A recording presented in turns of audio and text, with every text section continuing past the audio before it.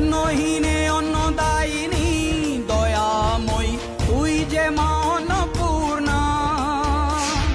সন্তান স্নেহে তুই মা যেন কল্যাণী সম্পূর্ণা। তোর কথা যেন মন্ত্রোচ্চারণ, বজ্র সম কঠিন অনুশাসন। ধৈর্যেশ্বর বংশহা পৃথিবী, ধর্ম ও ন্যায়ের প্রতিচ্ছবি।